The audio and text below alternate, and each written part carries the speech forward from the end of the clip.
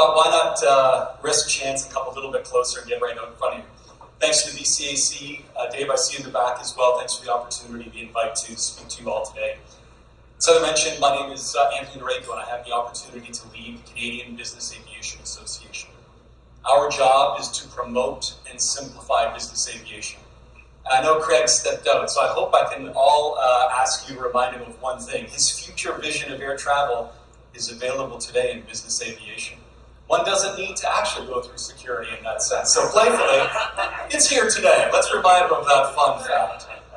Before we get started, the panel today is talking about the ideas of today and tomorrow. And what I want to do is kind of set the framework for how we should think about the topics, the issues that I wanted to raise, that we should all be thinking about. And it starts with this guy, Donald Rumsfeld. He was the former Secretary of Defense for the United States back in 2003 when they went into the Iraq War. One of the reasons why they did this was to go find these weapons of mass destruction. And he gave a fantastic answer to a question about how come they couldn't find these things.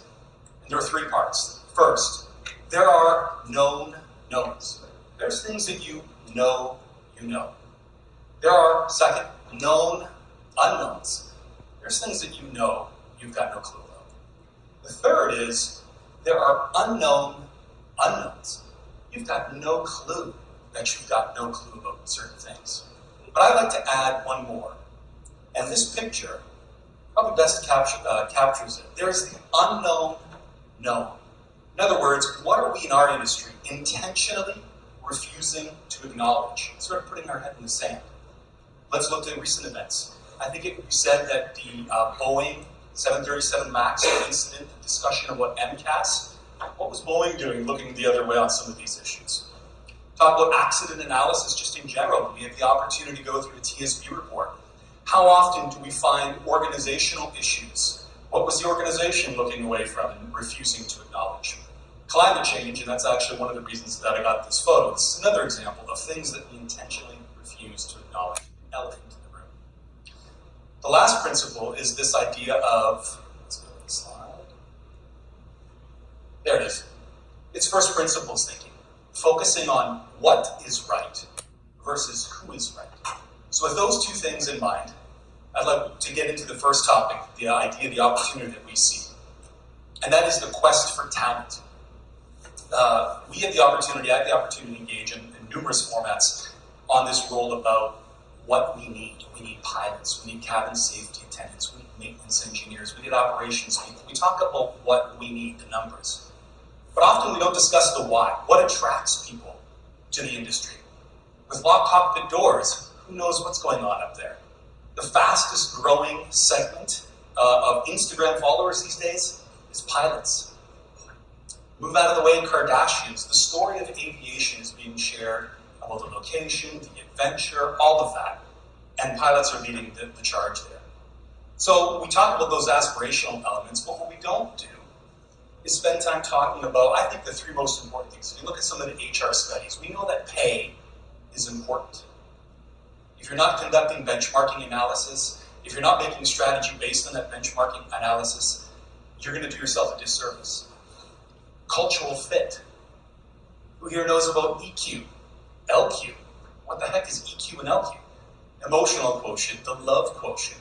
What are you doing now to create and establish a cultural fit in your organization that appreciates the work? I think that's some work that we need to do as well in our industry. The last is training. When you onboard an associate, an employee, there needs to be a path for them to understand, okay, what KPIs, what development targets do I need to do? How long do I need to spend doing this before I get to do the next thing?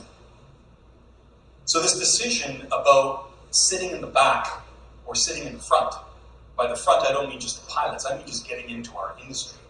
If we don't do our part on learning what motivation, what brings people to our industry, and sharing that story, this idea of the opportunity, the adventure, the sense of career fulfillment, it'll be no surprise if we have some issues keeping our operations going.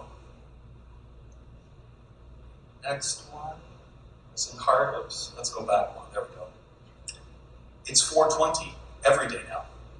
With legalization of cannabis, this is an interesting opportunity within aviation. It was actually in October of last year, as you all recall, that we legalized cannabis. Shortly after, some of the airlines came out and they said, okay, Air Canada, WestJet, Sunwing, Transat, they all said, safety-sensitive role, thou shalt not consume. Would it give you any comfort to know that the air traffic controllers, they're allowed to consume cannabis products? They just have to report fit for duty, not under the influence of any drugs or alcohol. The comparison also is in the police forces. In the province of BC, Vancouver Police Department can consume marijuana, but don't worry, in Kelowna here, the RCMP, they're not allowed to consume. So when you go back to this thinking of first principles, the issue now is it is a legal substance. We need to figure out a way on how we integrate this within our aviation industry. It's very rare that I read from slides. If we go to the next one, pressing nice and hard, there it is there, it's a little skip. Think before you speak and read before you think. I want to leave you with, on this topic of marijuana, two things. The first is crossing the border, and whether this is for your work or personally, traveling across the border now is an interesting opportunity because a Customs Border Protection officer can ask you, have you consumed marijuana? If you say yes, one, they're probably going to turn you around and give you a ban of some determined period of time, depending on the customs officer and how they feel. The second one is, by a show of hands, who in this room has an aviation medical? Hands going up, good. Now that Bernard, good. So now the question we got to ask is, they're now starting to ask, have you consumed cannabis in the last 12 months? You have two choices. You can say yes. If you say yes, you're not walking out of there with your aviation medical. If you say no, continue. So how does this ultimately help our industry? These are some of the challenges we have to struggle with. And I think, again, if you go back to that first principles thinking, having an effective drug and alcohol policy, thinking about how your culture and how you design your safety elements within that organization is important because this thing is out there today, it's now. The next, pace of change.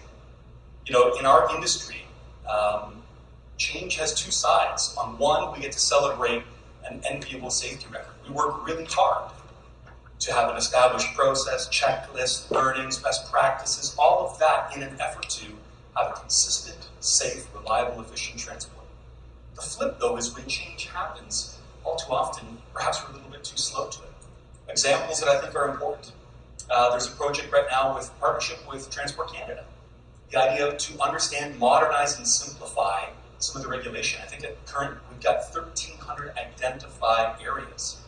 In the same way that we talk about talent, I would also take the time to point out that transport also has an opportunity in finding subject matter experts to get their work done. Aviation training, Bernard talked about it. With the advanced simulation, you know, a commercial pilot's license is 200 hours. People in the room at 200 hours got a job flying commercially. Now that things have changed, competency-based training modules and these new simulators, what can we do about perhaps shortening that training cycle, making it more effective? The last certainly is urban mobility. How quickly things change, the idea of Uber and Uber Elevate in particular, how quickly they came in. I mean, what's interesting in terms of disruption with the cab industry, Uber came in, all they really had was an app that allowed you to pay conveniently, and it solved the problem for customers riding in the back. And I think one of the things we're going to have to face, certainly in our industry, is how that change happens. And we can either lead, follow, or get out of the way on that. Let's go back one more and it's there.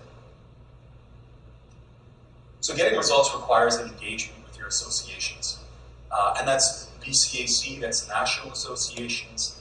It's participating and making your voice heard. Heather, I appreciate you taking the time to call out the fact that no one individual can put together the resources required to influence, gather opinion, leverage subject matter experts. And it's through these associations that we get to work together to make this industry better. So in closing, we started with Rumsfeld's unknown unknowns. I think what's important is your attendance at events like this helps us to get a little bit more known of the unknowns around us. So thanks for your time.